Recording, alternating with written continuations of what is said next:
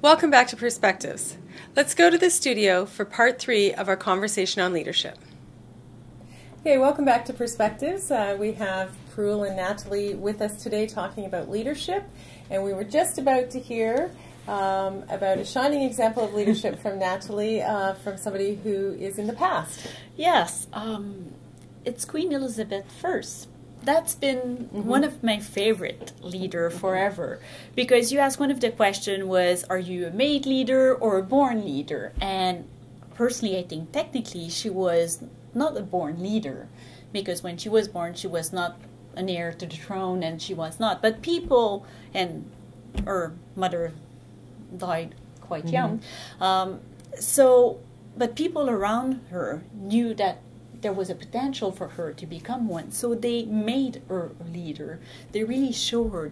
She grew up that way. So when she got the throne, and it was a very difficult position for her, because Queen Mary, her half-sister that was there before, and without going in religion and having too much conversation, but she was a Catholic, and she was like burning people like that didn't want to convert and all that.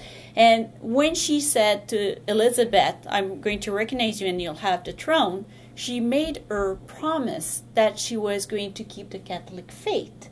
And Queen, at the time she was not the Queen, but Queen Elizabeth promised that, but she never said that she was not going to accept the Protestant faith. So when she became a queen, she accepted both faith, and she respected the promise that she did to her half-sister. So it was very interesting.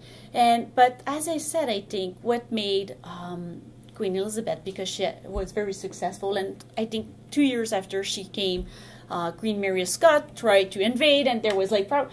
But she was not alone. She was also, she had a team around her, of advisor and people working with her. So, yeah. So a good leader uses their team. Exactly.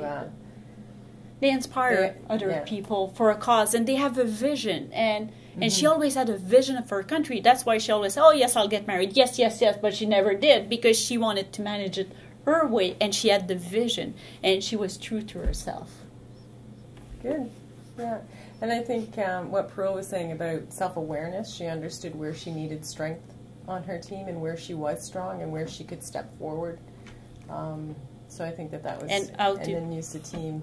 All to pick and choose her team too, because her team was not all people like her. So, as Parool mentioned, she had some people that had other strength that she didn't have, and they were the leader in that. So, empowering people there too, I think. Well, it's almost like to be a leader, you need to know when to not be a leader as well, to be able to let other people shine and let them to leverage their strengths, because you're not going to be strong at everything.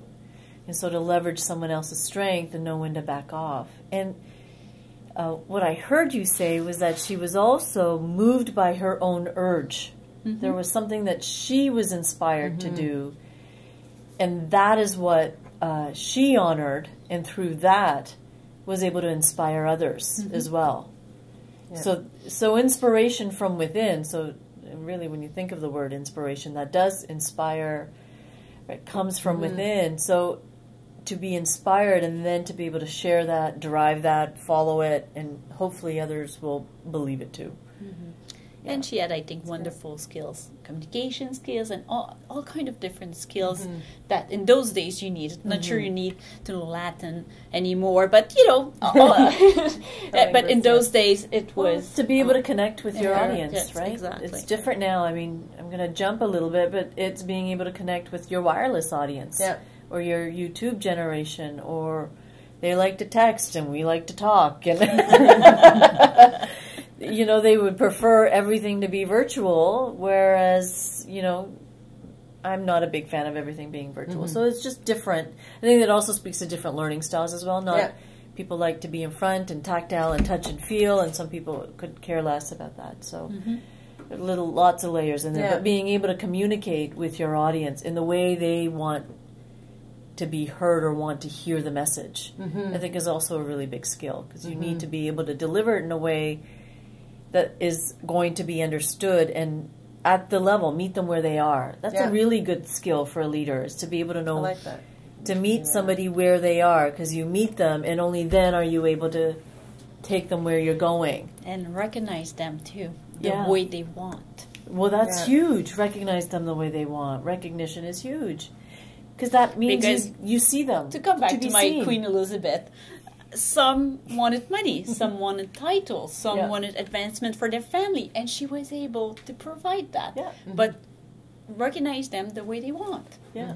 It's still very true. It is. I know I hate, when I was working at a couple of organizations, I'm not a big fan of public recognition, but I would deeply appreciate if they just said, I saw you do this, this, and this, and I appreciate it. That would be enough for me. But having this big recognition was not something that I valued.